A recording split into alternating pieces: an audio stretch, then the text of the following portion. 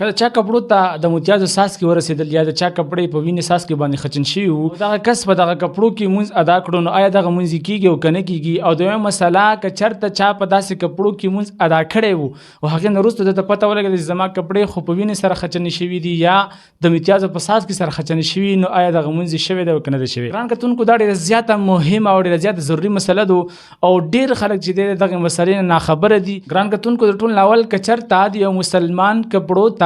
نجاست غلیظه، مطلب دا چې تشي متیازي یا ډکې متیازي یا چې د وینا یا شراب، دا سندورم یا قی چې کومې په ډکې خولې سره وي، دا سندور ډېر اشیا دي چې کله دغه اشیا د یو انسان کپړو ته ورسیږي، نو اوس بهر شریعت لیکلي دي که چېرته دغه پلیتي دا وزندار وي، مطلب دا چې لوی او د سمات دی، دغه وزنداره پلیتي به درهم د وزن برابر حسابولی شي. مطلب دا چې که چېرته دغه پلیتي دا وزنداره وه او د دې وزن د درهم د وزن برابر وو، نو په دغه صورت کې دغسې کپړو کې مونځ کیږي نه. او که چېرته چا په داسې کپړو کې مونځ ادا کړی وو،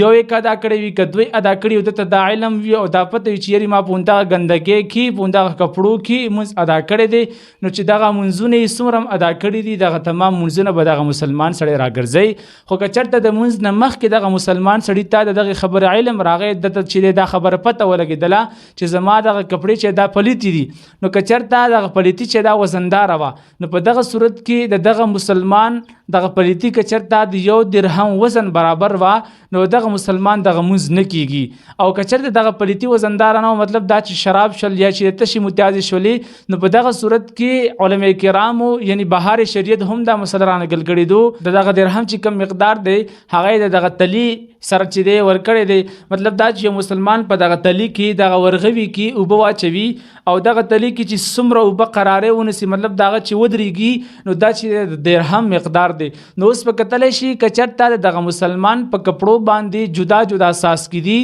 او دغه تمام څاڅکي براجمه شي، که هغه د وینې وي، که هغه د تشو متیازې وي، که هغه د منۍ وي، دغه تمام براجمه شي، نو که چېرته د دغه درهم برابر رسېدل یا د دې نه زیات، نو په دغه صورت کې د دغه مونځګزار دغه مونځ نه کیږي. او که چا داسې پلیتۍ کې مونځ کړی وي چې د هغه پلیتي د درهم مقدار نه زیاته وي، نو دغه مونځ نه دی شوی. او که چېرته دغه پلیتي د دغه درهم مقدار نه کمه وه، د دې اندازې نه کمه وه، نو په دغه صورت کې دغه مونځ هم کیږي. او که مونځونه یې پکې کړي دغه صورت کې کړي وي چې دغه په کپړو باندې پلیتي وي، نو دغه مونځګزار دغه مونځ شوی دی. او که چېرته دغه پلیتي د درهم مقدار نه کمه وه، که دا په یو څاڅکي کې وه او که دا ډېره وه، نو په دغه تمامو صورتونو کې مونځ صحیح کیږي، مونځ کې څه فرق نه راځي. او که په یو ځای باندې پلیتي او درهم ته رسېدا یا درهم نه زیاته وه، نو په دغه صورت کې هم د دغه مونځګزار په داسې کپړو کې مونځ نه کیږي. واخر دعوانا ان الحمدلله رب العالمین.